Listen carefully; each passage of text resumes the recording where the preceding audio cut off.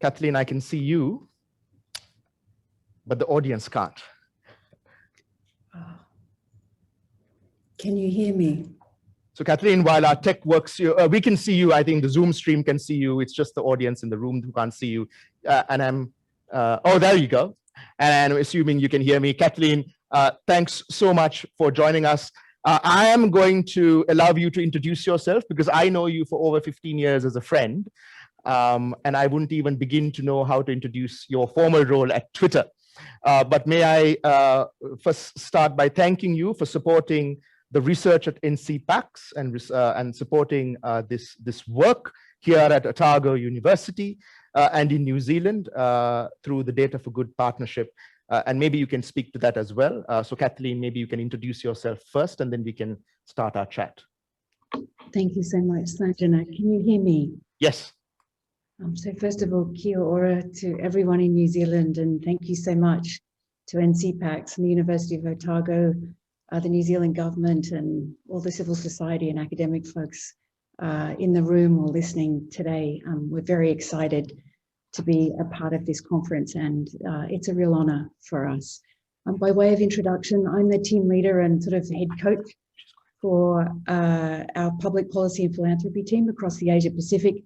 I'm dialing in from Singapore, our APAC HQ, and I was among the teams in the so-called council org at Twitter who were among the first responders on the 15th of March in 2019. We say such as it is at Twitter, we don't have the ubiquity of some of the larger platforms, but we do have influence and reach. And we're used by about 97% of the world's governments, and by a hell of a lot of journalists and a lot of experts in civil society. So we had a different kind of impact and a different kind of experience on that day and beyond. And I'm looking forward to a short chat about that and introducing who's coming next. I'm very excited around who's coming next, but also very excited that you're here, really. One of the reasons, I don't think the audience and those joining us on Zoom know that, is that you literally were on the ground and in the country 2 years ago. Many of us would see this as a digital space where it's all rarefied and quite abstract, but you had to deal with face-to-face, in person, the immediate aftermath of what happened 2 years ago. What was it like, Cathleen, dealing with that and being asked to respond to that in a country which, of course, has no history of it? So I was in Singapore that day, and as it happened, there were quite a few of us from our mixed teams together that day when we got the news, and the response was almost immediate. The attack wasn't live streamed on Twitter, and the terrorist didn't have an active Twitter account, but we also knew, knowing what Twitter does and the way it's a place for breaking news, for finding out what's happening in the world, and because of its wildly open architecture and its commitment to an open internet, we knew it was a matter of minutes and hours before the story would go live. And all over the world, not just across New Zealand, but across the region and around the globe. A few things happened that day. One was we were quite fortunate to have, even then, a really brilliant trust and safety team that identified that we needed to understand very quickly the information ecosystem that was emerging around this to try and understand what else was coming. And we were fortunate to have data scientists and researchers, violent extremist experts, and folks with some contextual knowledge of New Zealand who were very quick to say, there's got to be a manifesto, a credo. This has to have come from somewhere we haven't seen as well as where we can see. And we need to be ready for all of those fronts. So with our services teams and our council teams, we worked together to respond.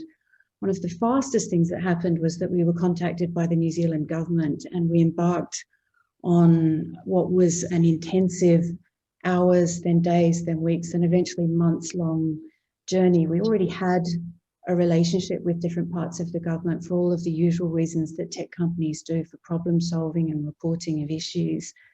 But this was different.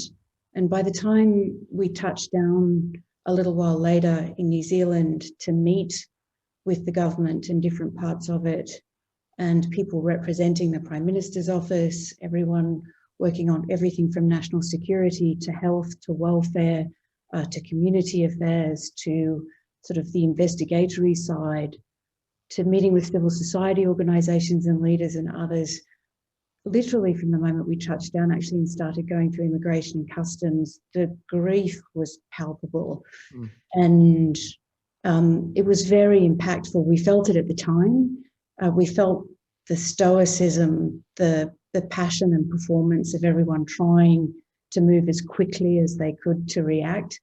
And yet at the same time, just so stunned and overwhelmed and shocked by what had happened. And lest people think that tech companies don't have feelings, we definitely do.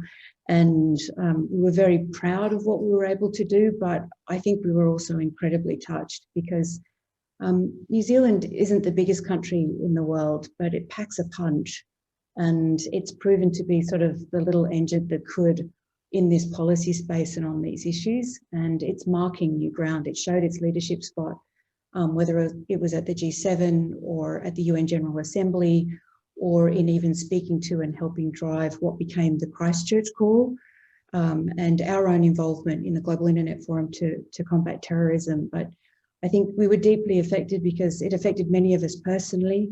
We saw how it affected others personally. And it was the start of the type of relationship you could sort of hope for in terms of the level of interaction, consultation and joint learning to move through such a crisis. You mentioned that some, tech companies have emotions. I mean, that, that's questionable. I certainly know that some staffers at tech companies certainly do have emotions and that you were moved by what you had to respond to. I know we have a few minutes before our next guest, but insofar as, listen, I mean, part of the journey of 3 years, Cathleen, is, and we've talked about this, is the plethora, the tsunami of research on this now.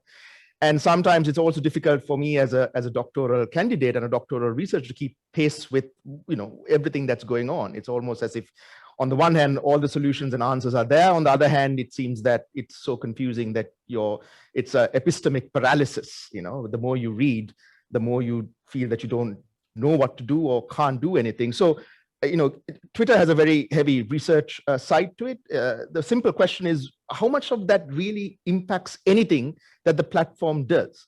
Do you listen to us, or is it, am I a nice face? Well, obviously you're a nice face, but in addition, I would say it's incredibly impactful. A few weeks ago, we announced the API academic track to expand that work. We've put the largest public data archive out for researchers around the world to study that examines online manipulation by state-backed actors around the world, more than 85,000 tweets, and I think we're in the terabytes of data that's publicly available that's been researched, and that's just one example. Yep. We've a deep commitment to transparency, but also to partnership. You can see it in the expanded Trust and Safety Council and the committees that we've built. Yep. We've got more than 300 partnerships across the Asia Pacific. Some of those deep relationships are in New Zealand and with organisations from New Zealand that work across the region and around the world. And we can't do this on our own. No one entity, not a single government, not a single NGO, not a brilliant researcher is going to solve these complex system problems. It's going to take a joint, ongoing effort and new forms of collaboration. With that, I can see that we have our next guest and distinguished speaker online. And Cathleen, would you do the honors of introducing Vijay for both those on Zoom and those in the room? Thank you. Oh, absolutely, my pleasure. Everyone, please be warmly introduced to Vijay. She's our head of legal, trust and safety and policy for Twitter. I've had the pleasure of working with Vijay since I joined just about 4 years ago. She's our team leader globally, but she's been very involved from the Christchurch call process from the beginning, but she was also the one backing us for the deep engagement on the issues from the start. So we were delighted when Vijay was able to join the conversation to discuss this in more detail with you and some of the progress we've made in the areas of human rights and on these issues. Thank you, Sanj. Thank you, Cathleen. Vijay, I think we need to kind of get you on the screen, but I can see you on Zoom. Thank you very much for joining us from yesterday. We are a day ahead of you. Thank you, Sanjana. Can I just say, so thrilled to be here, and kia ora to you all. We are, you know, it is still March 15th here, so I actually just wanted to take a moment and acknowledge the enormity of what we're commemorating with this conference, and all the lives lost and impacted by what happened 2 years ago. And I want to deeply thank you, all of our partners, as well as the government of New Zealand that we've worked so closely with over the last couple of years. Thank you. Listen, I'll get straight to it and dispense with the formalities because we have so little time and you are such a distinguished speaker. And, you know, I might sound rude, but I don't want to be rude.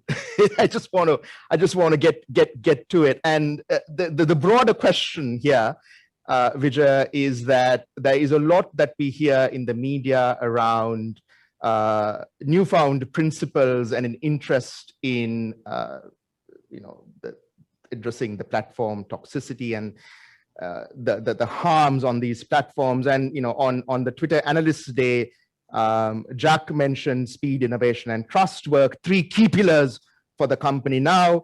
And so to kind of open our fireside chat, how important are principles really to a Silicon Valley company in a culture that, in a sense, I think for those of us outside the Valley would kind of identify with profit? Great question. I'm not going to attempt to speak on behalf of all of Silicon Valley. So I will speak on behalf of Twitter, which I know very well. I've been a part of this company for a decade, which is probably an eternity in people's minds. Certainly so much has changed on the internet. And what I would say here is that principles are really core to what we do. We're very mission driven about serving the public conversation. Now, there's certainly things that come from that we need to address, not just as a company, but as an industry. But principles are core to what we do. And part of why that's important to us is because unless people understand what we stand for, they won't trust us. And we have work to do here. As Jack said, like the trust right now around content moderation is not there. And so big part of what we're trying to do is build more transparency into our processes, focus on procedural fairness, but also look beyond kind of this old model of binaryism, which exists in content moderation, which is you either keep content up or you take it down. And that's the only way that you can address what's going on your platform. So just to take a step back, I think we have proven as a company that you can be principled and take principled stances on various issues and tie that to your profit, because what we've heard repeatedly from the people using our service is that's what they want us to do. And we can only continue to grow and add more users if we have a conversation that's actually healthy, diverse, and inclusive. Otherwise, the very people that we're trying to bring to our service and the very people whom we rely on to make a profit won't be there. And I agree with you. And I don't think that anybody in this room would disagree with you, and certainly not anyone who's joining us from Zoom. But that's in a sense a segue to my next question. Therein lies the rub, isn't it, Vijay? Because you know, for whatever reason, from M&A, you transitioned on to what you're doing today, and there is a very clear interest that seems to come from the heart around human rights and fundamental human rights as integral to Twitter moving forward. So my question is this: what took so long? That's a good one. And I don't think it's a matter of what took us so long to do this work. I think this work always existed in the backbone of the principles or backbone of our rules. But it did take us way too long to talk about this. And that's a miss.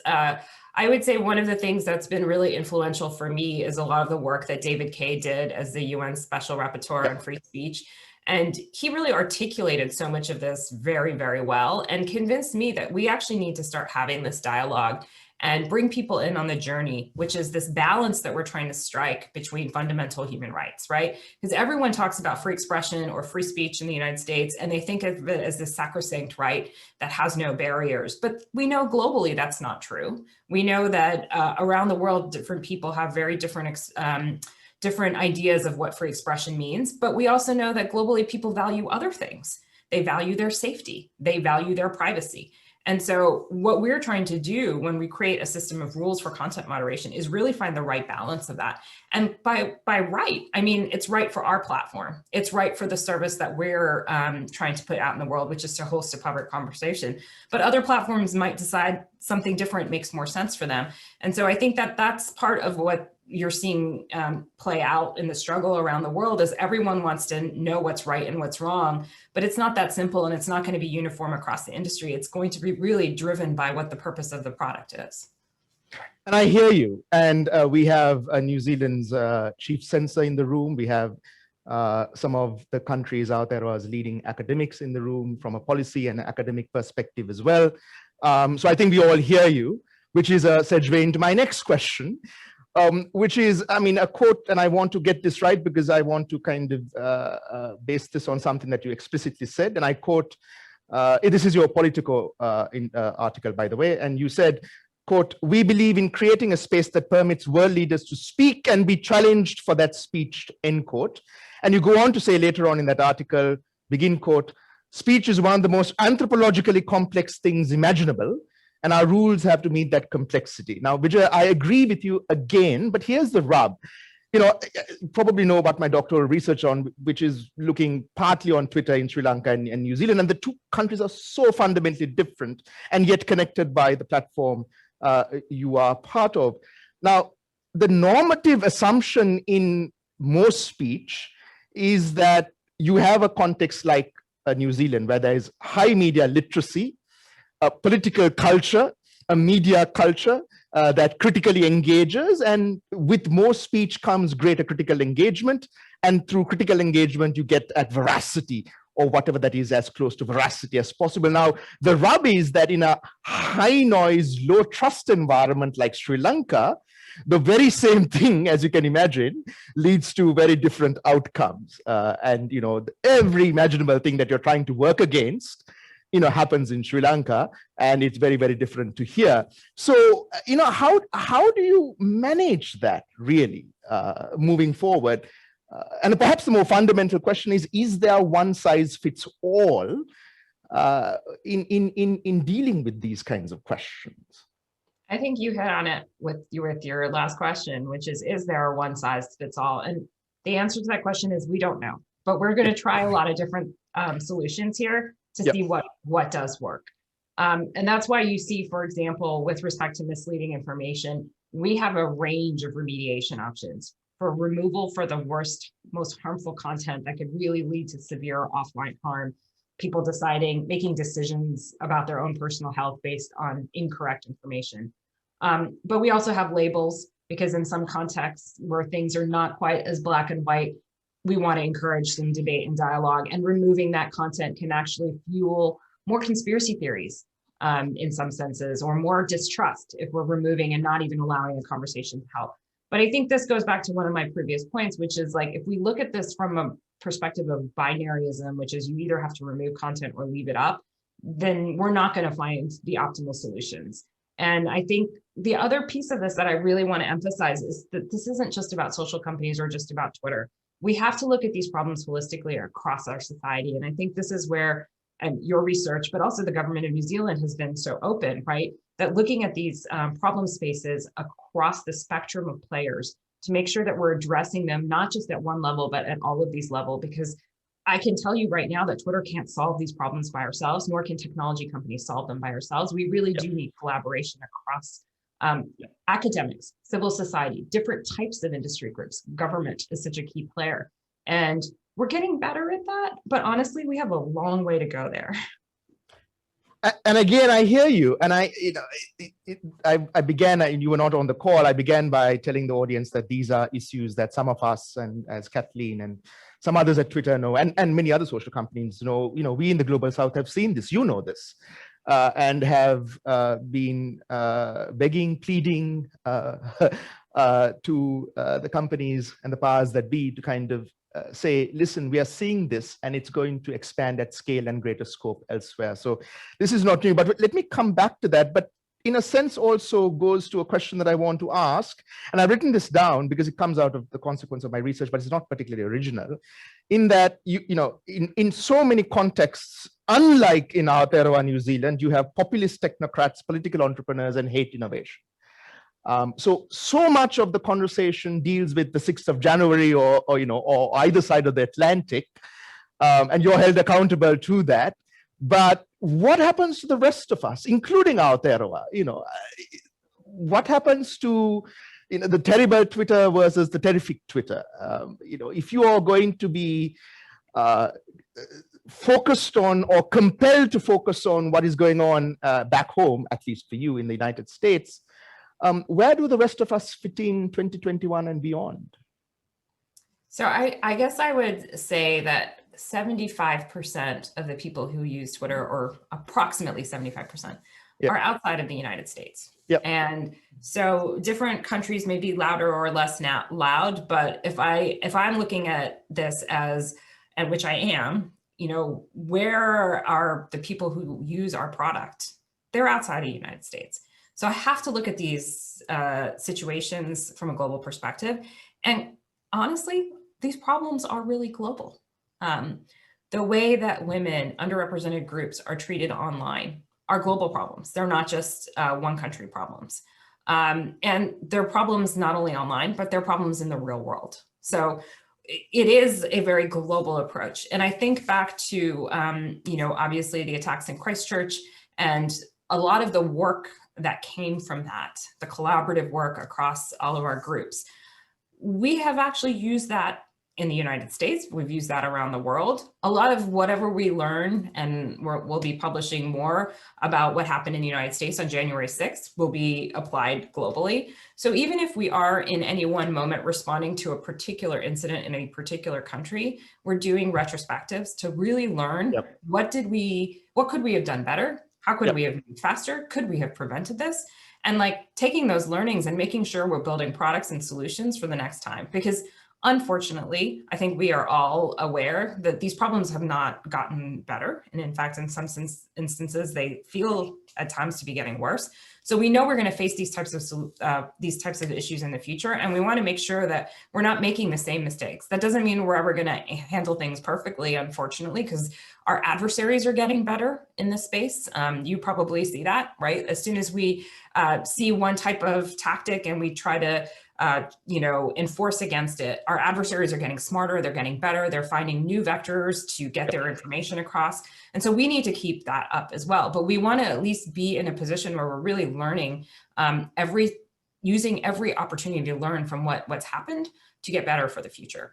But this is a really adversarial place that we're coming from, meaning our mindset has to be that our adversaries are getting better, smarter, faster.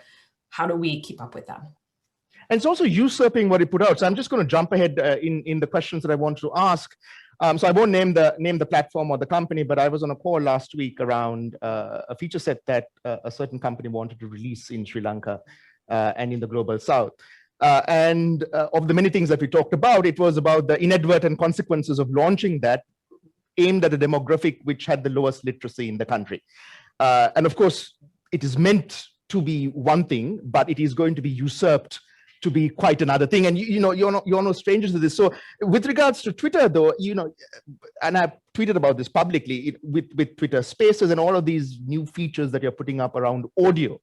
Now, I'm mindful in some in the audience are not on social media. So these are basically things that social media companies in general, but also Twitter in particular, are doing to enhance or expand what is called platform affordances, which is a fancy way of saying just what you can do on Twitter. So Vijay, listen, have you thought through this? I mean, please don't be offended by this, but all of these features that you're putting up,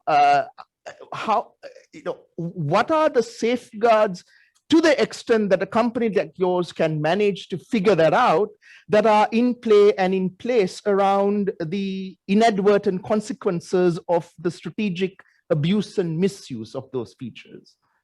Yeah, that's a great question, Sanjana, because you're right. I mean, some of this is work that we have to do before we launch features, right? And some of this is going to be, we're going to learn how people use this in ways that we couldn't have predicted, and we're going to have to adjust.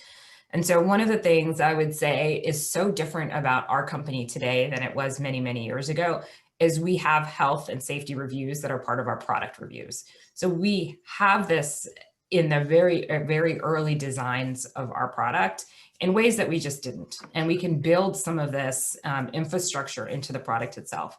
With regard to Twitter Spaces in particular, if you're interested, I would say that like I've spent a lot of time thinking about how this could be misused. Sometimes I think my job is to figure out how people can do bad things only. But I'd also like to just take a step back. Like this is such a huge boon for certain communities on Twitter in terms of maybe visually impaired communities, et cetera. So like this is also giving access to a lot of people in the world who may not have had access. But yes, we need to be very, very cautious about this product and how it can be misused potentially. A lot of what we've learned from live streaming a video, obviously in terms of content moderation, we're going to be able to bring to live streaming audio. So we're going to have to take those learnings and apply them here. They're not exactly the same. You don't have the exact same capabilities, but certainly it's just even operationally, how do you deal with live content? We can take those learnings and apply them here. Also, giving people control. One of the things that Spaces affords is more control to the people creating the space. We've been experimenting with this at Twitter more and more with controls around tweets. When a person tweets, they can now restrict who responds to them. They can put certain replies, they can hide certain replies. That's given us some signals that this is really a valuable way to help moderate space, different spaces, including Twitter Spaces, pun intended. So we've really learned from what we've seen in the past, and we're trying to build that into all of our new products and take those learnings, as I mentioned, so that we're not going to make the same mistakes, but there's definitely going to be unintended consequences of any new product surface. And we have to be very prepared to address that incredibly quickly. But we have a responsibility to make sure we've predicted as much of it as possible and taken that into consideration as we launch these new features. So on the issue of regulation, you're dealing with things that we know about and probably things that much of what we don't know about around that space. I have been called upon to give input to some of the discussions happening in Sri Lanka around media regulation writ large, and within that, a subset of social media. As you can imagine, it's quite disturbing around what is proposed and planned and projected and promoted by the government as desirable. Particularly with the timber of government that we have. And so it's an ongoing discussion. But that is what you see around the world. Aotearoa, New Zealand, with the regulation that is proposed here, across the Tasman, and in so many other contexts and countries and communities. This is the one thing that is going to define this year, particularly after January and the United States and what we saw there and the decisions that all platforms took, and Twitter included. I am struggling to answer how companies can deal with this when asked the question, particularly with a human rights focus as well. How on earth do you manage to deal with the hydra-headed challenges of media regulation, particularly around hate, hurt, and harm and CSAM content from where you're sitting, really? Well, I'm going to start by having a great team, because that's really, really critical. Because obviously, as you mentioned, this is globally, right? This isn't one place. This is everywhere in the world. Yeah. And I think one of the things that we tried to do over this last year is distill the principles by which we're going to approach regulators and legislators. And for us, this is about protecting the open internet. And I realize not everyone will share the fundamental that fundamental approach and may not care. Every government may have a different approach, but I do think protecting the open internet is a really noble and important for most governments. Vijay, what do you mean by an open internet? Just so that we are clear. Yeah. So an open internet is a global internet to start, right? It's not a fragmented internet, which is like a different internet in every country. It's one that is open to people all over the world globally to use. It is one that has principles of interoperability. It is one that is competitive and innovative. So it's not entrenching the largest players in the world. It's not just about getting to the internet through one intermediary provider. It's one that's transparent, so people understand what's happening. It's one that gives people choice and also protects their privacy. So the open internet is a very broad concept. I get that, but these are the things that are important to us. We want to make sure that we preserve and protect that part of the internet that has been great, that has been an economic driver, that has provided access to information, that has given people an opportunity to speak, while understanding, of course, that governments have a legitimate interest in mitigating harms that are happening to their citizens.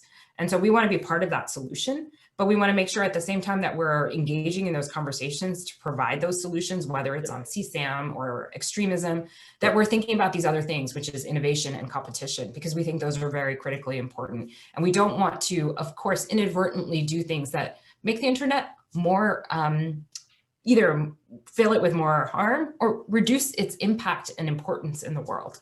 So I think this is a really tough line. This is a tough balance. These are conversations that are ongoing all around the world. Different people are taking different perspectives, but I'm just trying to provide a little bit of clarity on our approach, like why are we advocating and what are we advocating for? And at the same time, I also would like to remind governments that there is, as I said from the beginning, an interest, at least on the behalf of, on our part at Twitter. We want to do the right thing here because the people who use our service want us to do the right thing here.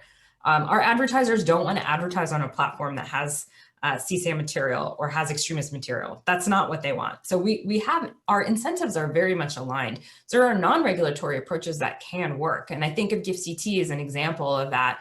Obviously, it's now an independent organization, but that's something that was started by the industry, and appreciate the push by government to really formalize that. And I know that there are concerns from civil society about the transparency around that, and that's a really important point.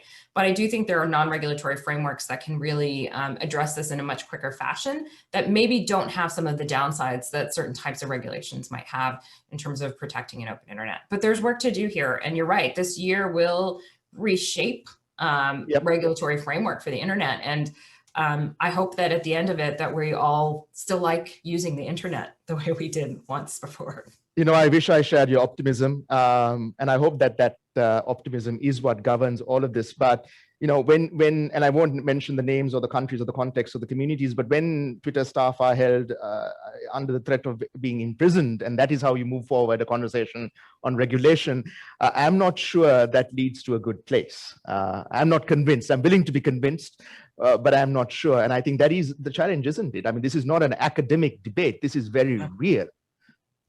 This is very real. And it's not going to just be about technology companies. It's going to be about people in their own countries advocating, civil society groups in their own countries advocating for what's right in those countries. And it's gonna probably get worse in some places before it gets better. I will say the technological trends here point to an open internet. And what I mean by that is that, you know, the internet started very decentralized. It's become very centralized, but the technological trends in terms of how we view blockchain and decentralized protocols is pointing back towards decentralization. So the more control the government puts around certain companies and certain access points, the more it's just going to force a decentralized trend again. So it's kind of a pendulum. It's kind of going to swing again, I think, over the very long term. So that's another thing to consider.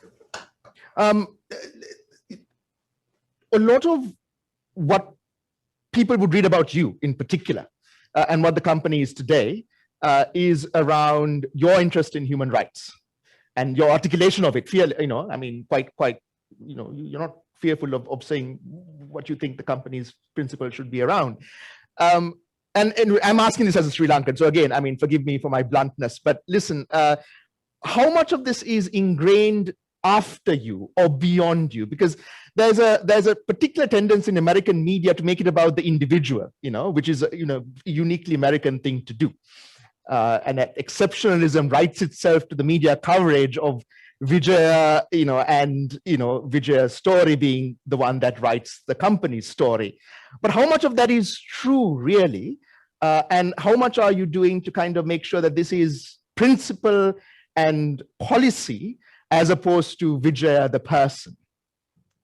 a brilliant point, because I've often found that the story is written after the fact. You know, when I came to Twitter, I did not come to run our trust and safety team.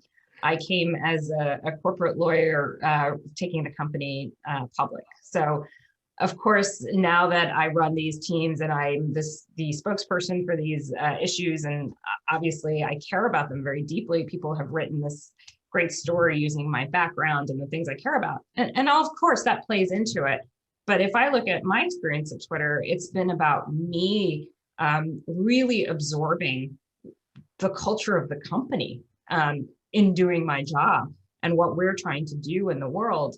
And, you know, it is not about me. It's not even really just about my teams. If you talk to engineers or salespeople, they all care very deeply about Twitter's role in the world, about serving the public conversation, providing people a voice who might not have one. This is so much a part of our service itself, that it's not about me. But even more importantly, it's also about how we make decisions as a company and making sure we have deliberative frameworks in place so that when these decisions are coming up, whether it's, are we going to be okay opening an office in this country? Should we ban political advertising from our service or allow political advertising, that we have a framework for how we're making these decisions. And that's much beyond me. Those frameworks exist on paper.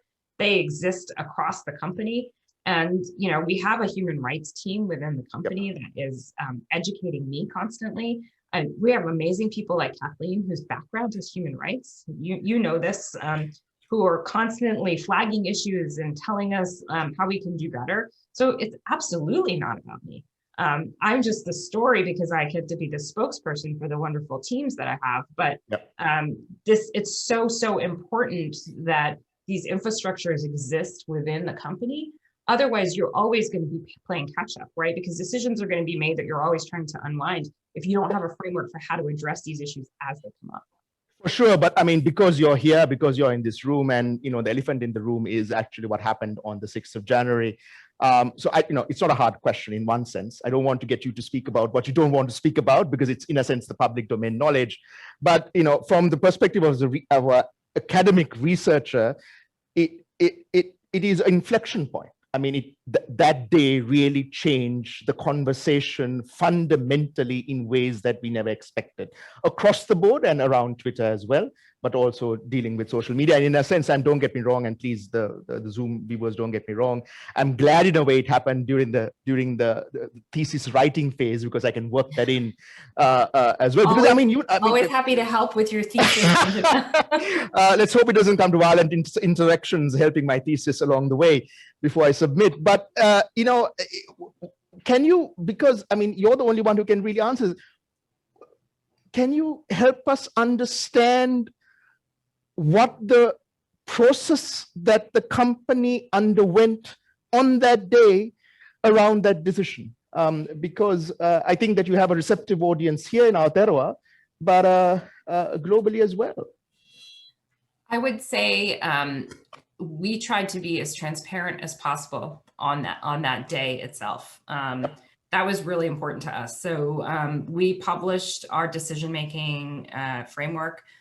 We knew that there would be intense interest around this decision.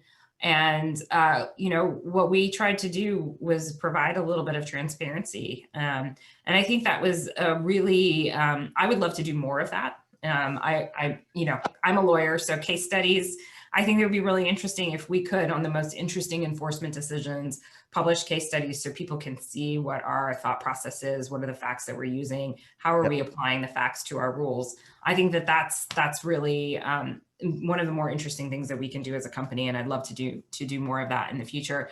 I also think that one of the things, as you said, that this all came to a place that maybe a lot of people didn't expect.